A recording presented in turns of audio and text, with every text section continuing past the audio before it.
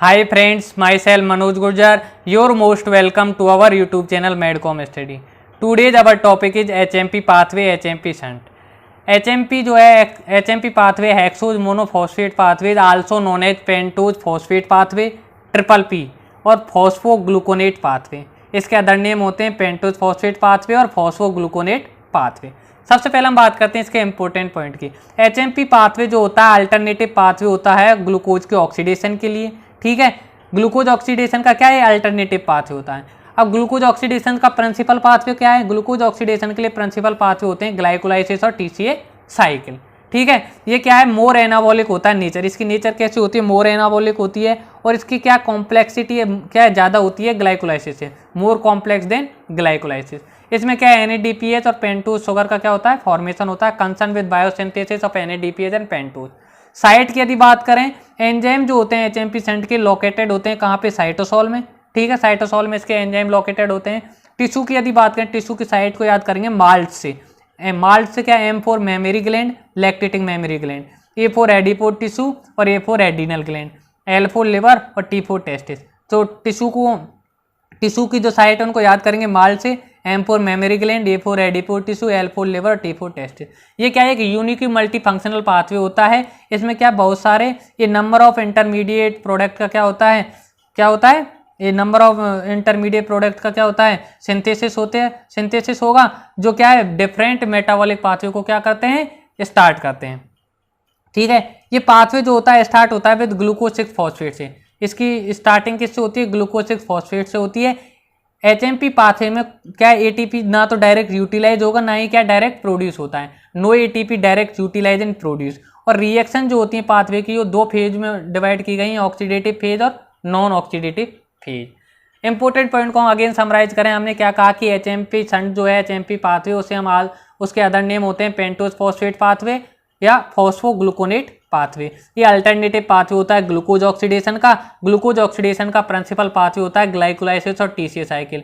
इसकी anabolic nature क्या है, मोर एनाबॉलिक नेचर होती है। ये मोर कॉम्प्लेक्स होता है ग्लाइकोलाइसिस से। इसमें NADPH और पेंटोज का क्या होता है, सिंथेसिस होता है। साइट यदि देखें इसके एंजाइम की साइट होती है साइटोसोल। और टिश्यू की यदि साइट देखें, टिश्यू में कहाँ होता है, मेमोरी ग्लैंड में होता है, एडिपोज टिश्यू में होता है, एडिनल ग्लैंड में होता है, लिवर में होता है, टेस्टिस में होता है।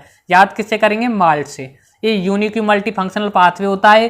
पाथवे स्टार्ट होता है ग्लूकोज 6 फॉस्फेट से। इसमें क्या, no ATP direct utilize and produce. और रिएक्शन को डिवाइड की गई है दो फेज में, ऑक्सीडेटिव फेज और नॉन ऑक्सीडेटिव फेज। अब हम देखते हैं इस पाथवे को, एचएमपी पाथवे की बात करते हैं, रिएक्शंस की बात करते हैं। एचएमपी पाथवे जो है इसकी स्टार्टिंग होती है किससे, ग्लूकोज 6 फॉस्फेट। ग्लूकोज 6 फॉस्फेट से इसकी क्या होगी, स्टार्टिंग होगी। ग्लूकोज 6 फॉस्फेट को कन्वर्ट कर देगा 6 फॉस्फोग्लूकोनोलैक्टोन में G6PD enzyme. Glucose 6 phosphate dehydrogenase enzyme convert कर देगा 6 कार्बन मॉलिक्यूल ग्लूकोज 6 फॉस्फेट को 6 फॉस्फोग्लूकोनोलैक्टोन में। ठीक है, इस स्टेप में क्या है, NADPH का फॉर्मेशन होता है। ठीक है, ये स्टेप क्या इरिवर्सिबल स्टेप होता है। जो एंजाइम है G6PD ये NADP डिपेंडेंट एंजाइम होता है और ये क्या करता है, रेगुलेट भी करता है एचएमपी पाथवे को। अब 6 फॉस्फोग्लूकोनोलैक्टोन जो होता है ग्लूकोनोलैक्टोन हाइड्रोलेज एंजाइम, हाइड्रोलेज एंजाइम की प्रेजेंस में क्या है, 6 फॉस्फोग्लूकोनेट में चेंज हो जाता है। ठीक है, 6 फॉस्फोग्लूकोनोलैक्टोन कन्वर्ट हो जाएगा 6 फॉस्फोग्लूकोनेट में। कौन से एंजाइम की प्रेजेंस में, ग्लूकोनोलैक्टोन हाइड्रोलेज। ग्लूकोनोलैक्टोन हाइड्रोलेज ने कन्वर्ट कर दिया किसको, 6 फॉस्फोग्लूकोनोलैक्टोन को 6 फॉस्फोग्लूकोनेट में। अब 6 फॉस्फोग्लूकोनेट जो होता है वो कन्वर्ट होगा राइबोलोज 5 फॉस्फेट में। कौन से एंजाइम की प्रेजेंस में, फॉस्फोग्लूकोनेट डिहाइड्रोजिनेज एंजाइम। हमने क्या कहा कि 6 फॉस्फोग्लूकोनेट जो है 6 फॉस्फोग्लूकोनेट कन्वर्ट होगा राइबोलोज 5 फॉस्फेट में। ठीक है, कौन सा एंजाइम कन्वर्ट करेगा, फॉस्फोग्लूकोनेट डिहाइड्रोजिनेज। इस स्टेप में क्या NADPH का फॉर्मेशन होता है, बट यहाँ पे एक इंटरमीडिएट प्रोडक्ट भी बनता है। 6 फॉस्फोग्लूकोनेट पहले कन्वर्ट होता है किसमें, 3 कीटो 6 फॉस्फोग्लूकोनेट में, जिसका क्या होगा, डिकार्बोक्सिलेशन होगा और वो कन्वर्ट होता है राइबोलोज 5 फॉस्फेट में। तो ये जो रिएक्शन थी ये थी ऑक्सीडेटिव फेज की रिएक्शन। ग्लूकोज 6 फॉस्फेट से राइबोलोज 5 फॉस्फेट बनने तक जो रिएक्शन है ये क्या है, ऑक्सीडेटिव फेज की रिएक्शन है। मैं अगेन बताऊं, ग्लूकोज 6 फॉस्फेट को कन्वर्ट करता है 6 फॉस्फोग्लूकोनोलैक्टोन में G6PD। 6 फॉस्फोग्लूकोनोलैक्टोन कन्वर्ट होता है 6 फॉस्फोग्लूकोनेट में हाइड्रोलेज एंजाइम की प्रेजेंस में, और 6 फॉस्फोग्लूकोनेट कन्वर्ट हो जाएगा राइबोलोज 5 फॉस्फेट में, कौन से एंजाइम की प्रेजेंस में, डिहाइड्रोजिनेज एंजाइम की प्रेजेंस में। दो स्टेप में क्या है, फर्स्ट और थर्ड स्टेप में क्या हो रहा है, NADPH का फॉर्मेशन हो रहा है, ठीक है, और थर्ड स्टेप में क्या है, डीकार्बोक्सिलेशन भी होता है, ठीक है। अब राइबोलोज 5 फॉस्फेट, अब यहां से स्टार्ट होंगी नॉन ऑक्सीडेटिव फेज। राइबोलोज 5 फॉस्फेट जो है उसको एपीमरेज, राइबोलोज 5 फॉस्फेट एपीमरेज एंजाइम कन्वर्ट कर देगा किसमें, जैलुलोज 5 फॉस्फेट में। राइबोलोज 5 फॉस्फेट को जैलुलोज 5 फॉस्फेट में कन्वर्ट कर देता है एपीमरेज एंजाइम, जबकि कीटो आइसोमरेज एंजाइम कन्वर्ट कर देगा किसमें, राइबोज 5 फॉस्फेट में। राइबोलोज 5 फॉस्फेट कन्वर्ट हो जाएगा जैलुलोज 5 फॉस्फेट में प्रेजेंस ऑफ द एपीमरेज एंजाइम, ठीक है, जबकि राइबोलोज 5 फॉस्फेट कन्वर्ट होगा राइबोज 5 फॉस्फेट में, कौन से एंजाइम की प्रेजेंस में, राइबोलोज 5 फॉस्फेट कीटो आइसोमरेज एंजाइम की प्रेजेंस में। नेक्स्ट स्टेप में क्या होगा, नेक्स्ट रिएक्शन होगी ट्रांसकीटोलेज रिएक्शन होगी। अब जैलुलोज 5 फॉस्फेट जो है, ट्रांसकीटोलेज एंजाइम क्या करता है, जैलुलोज 5 फॉस्फेट से कितने कार्बन, 2 कार्बन ट्रांसफर करता है राइबोज 5 फॉस्फेट पे। ट्रांसकीटोलेज एंजाइम जो होता है जैलुलोज 5 फॉस्फेट से दो कार्बन कहां पे ट्रांसफर कर देगा, राइबोज 5 फॉस्फेट में। तो ये 5 कार्बन थे, 2 कार्बन ट्रांसफर हो गए तो 7 कार्बन का कार्बोहाइड्रेट बन जाता है क्या, सेडुएप्टुलोज। तो यहाँ पे क्या बनेगा, सेडुएप्टुलोज 7 फॉस्फेट बनता है, और ये 2 कार्बन इससे निकल जाएंगे तो जैलुलोज 5 फॉस्फेट से 2 कार्बन मोइटी इधर ट्रांसफर हो गई, तो इसमें क्या 3 कार्बन का मॉलिक्यूल बनेगा क्या, गिल्सरैल्डिहाइड 3 फॉस्फेट। तो ट्रांसकीटोलेज एंजाइम जो होता है क्या करता है, जैलुलोज 5 फॉस्फेट से 2 कार्बन को ट्रांसफर करता है राइबोज 5 फॉस्फेट पे, और इसे कन्वर्ट कर देता है सेडुएप्टुलेज 7 फॉस्फेट में। इसके लिए क्या है, थियामीन पायरोफॉस्फेट को एंजाइम क्या है की प्रेजेंस अनिवार्य होती है। ट्रांसकीटोलेज जो है रिएक्शन है, इसमें क्या टीपीपी को एंजाइम क्या है, डिपेंडेंट होती है, टीपीपी को एंजाइम डिपेंडेंट रिएक्शन होती है, ठीक है। इधर ये क्या कहा, ट्रांसकीटोलेज एंजाइम ने जैलुलोज 5 फॉस्फेट को कन्वर्ट कर दिया सेडुएप्टुलेज 7 फॉस्फेट में, कैसे, 2 कार्बन इधर ट्रांसफर करके। तो ये फॉर्मेशन होगा गिल्सरैल्डिहाइड 3 फॉस्फेट का और सेडुएप्टुलेज 7 फॉस्फेट का। नेक्स्ट होगा ट्रांसएल्डोलेज एंजाइम की प्रेजेंस में रिएक्शन होगी। ट्रांसएल्डोलेज एंजाइम क्या करता है, 3 कार्बन को ट्रांसफर करेगा, सेडुएप्टुलेज से 3 कार्बन ट्रांसफर करेगा इधर गिल्सरैल्डिहाइड 3 फॉस्फेट पे। तो यहाँ कितने कार्बन का मॉलिक्यूल बनेगा, 4 कार्बन का, एरिथ्रोज 4 फॉस्फेट, ठीक है। इधर 3 कार्बन ट्रांसफर हो गए तो इधर बनता है फ्रक्टोज 6 फॉस्फेट। तो ये रिएक्शन थी किसकी नॉन ऑक्सीडेटिव फेज की। हमने क्या कहा, राइबोलोज जो 5 फॉस्फेट था वो एपीमरेज एंजाइम उसे कन्वर्ट करता है जैलुलोज 5 फॉस्फेट में, कीटो आइसोमरेज एंजाइम कन्वर्ट करता है राइबोज 5 फॉस्फेट में। फिर होता है ट्रांस क्या हो गए, ट्रांसकीटोलेज रिएक्शन होंगी। ट्रांसकीटोलेज एंजाइम जो होता है टीपीपी को एंजाइम डिपेंडेंट रिएक्शन करता है। टीपीपी जो कोएंजाइम की मदद से ट्रांसकीटोलेज जैलुलोज 5 फॉस्फेट से 2 कार्बन को ट्रांसफर कर रहा है राइबोज 5 फॉस्फेट पे। राइबोज 5 फॉस्फेट पे ट्रांसफर कर दिया तो क्या बनता है, सेडुएप्टुलेज 7 फॉस्फेट बनेगा, गिल्सरैल्डिहाइड 3 फॉस्फेट बनेगा। फिर ट्रांसएल्डोलेज एंजाइम की प्रेजेंस में सेडुएप्टुलेज 7 फॉस्फेट से 3 कार्बन इधर ट्रांसफर होंगे, जिससे बनता है एरिथ्रोज 4 फॉस्फेट और फ्रक्टोज 6 फॉस्फेट।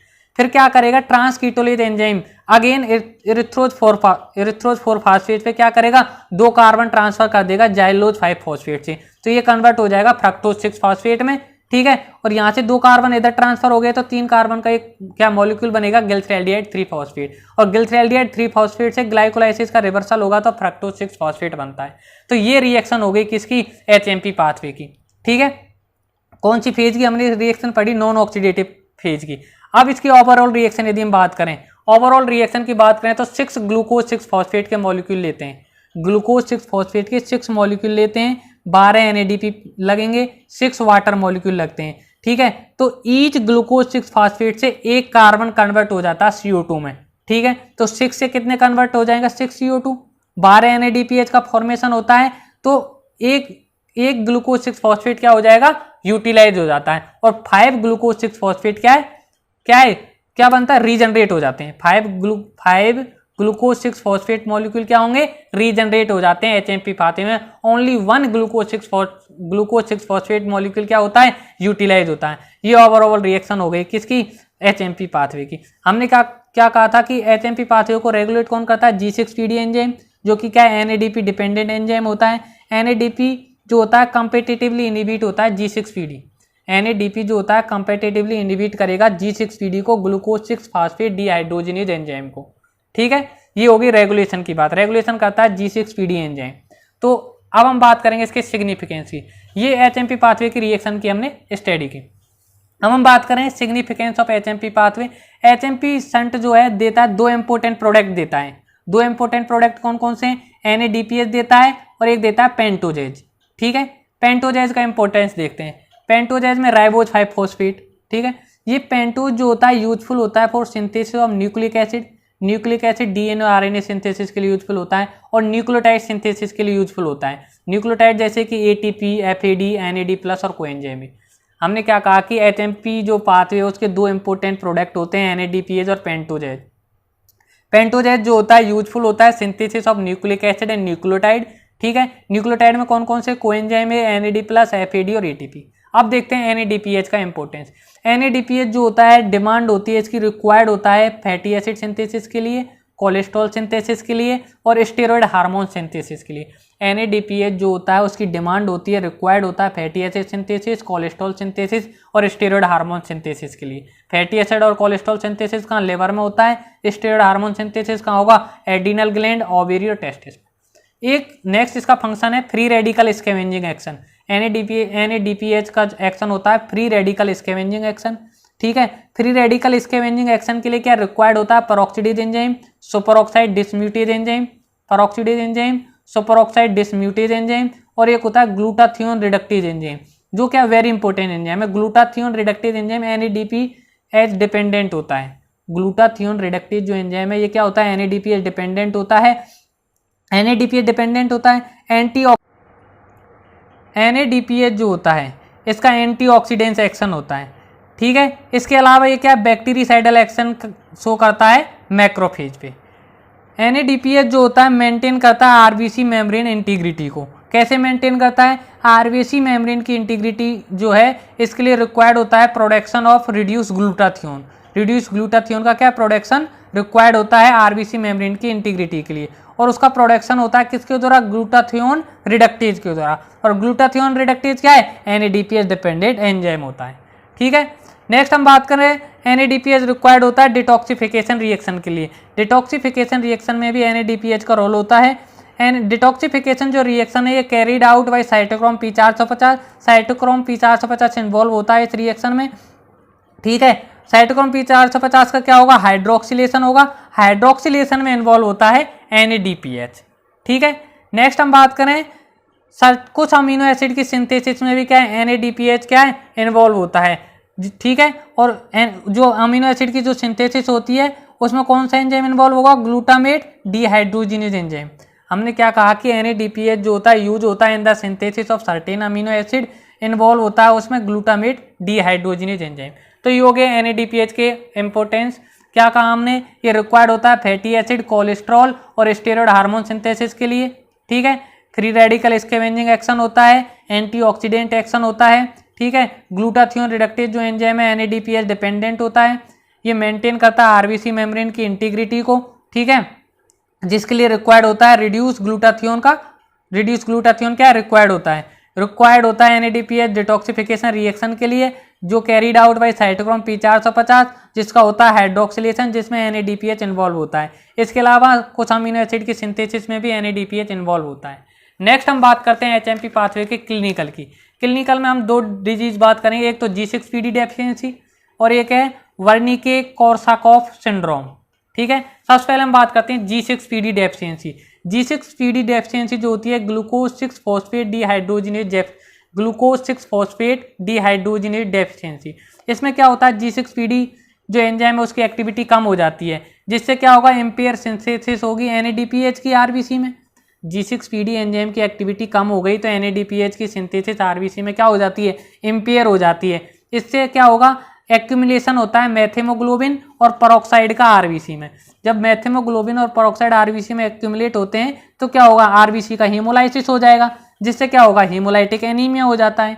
ठीक है, अब इसके ट्रीटमेंट की यदि बात करें तो हम ऑक्सीडेंट ड्रग देते हैं। कौन सी ड्रग देते हैं? ऑक्सीडेंट ड्रग देते हैं जो फ्री रेडिकल को क्या है? इंक्रीज करती हैं।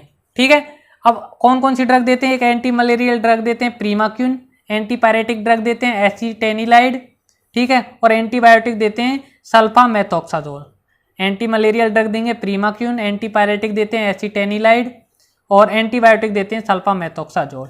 ये हो गई G6PD डेफिशिएंसी के बात, ठीक है। G6PD डेफिशिएंसी में हमने क्या कहा, G6PD की एक्टिविटी कम हो जाती है, impair synthesis of NADPH, accumulate होगा methaemoglobin in peroxide in RBC, RBC का हेमोलाइसिस होगा, हेमोलाइटिक एनीमिया हो जाएगा। और ऑक्सीडेंट ड्रग देते हैं प्रीमाक्यून, सल्फामेथोक्साजोल और एसिटेनिलाइड। नेक्स्ट हम बात करते हैं Wernicke Korsakoff syndrome. Wernicke Korsakoff syndrome में क्या होगा, एल्कोलिक होगा तो क्या एल्कोलिक कंडीशन है, एल्कोलिक कंडीशन है तो क्या decrease absorption of thiamine, thiamine का एब्जॉर्प्शन कम हो जाएगा और इसकी एक्टिव फॉर्म होती है TPP, thiamine pyrophosphate. Thiamine pyrophosphate का एब्जॉर्प्शन कम हो जाएगा, जिससे क्या होगा, अल्ट्रेशन हो जाएगा ट्रांसकीटोलेज एक्टिविटी का, और ट्रांसकीटोलेज एक्टिविटी का अल्ट्रेशन हो गया तो HMP पाथवे में क्या है, अल्ट्रेशन आ जाएगा, ठीक है। यही क्या वर्निके कोर्साकॉफ सिंड्रोम होता है, जिसमें थियामिन का एब्जॉर्प्शन कम हो जाता है, थियामिन पायरोफॉस्फेट जो है कम हो गया, उसका एब्जॉर्प्शन कम हो गया तो क्या ट्रांसकीटोलेज एक्टिविटी क्या हो जाएगी, चेंज हो जाएगी। सिम्टम्स इसको याद करेंगे, ट्रिक है गोवा और MP 2 स्टेट है ना।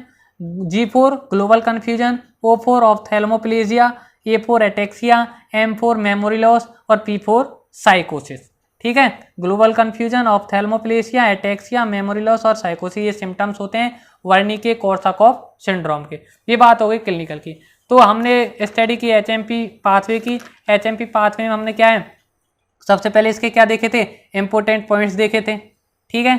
इंपॉर्टेंट पॉइंट्स के बाद हमने किसकी स्टडी की थी, इसके रिएक्शंस की स्टडी की थी, ऑक्सीडेटिव फेज और नॉन ऑक्सीडेटिव फेज की स्टडी की थी, ठीक है।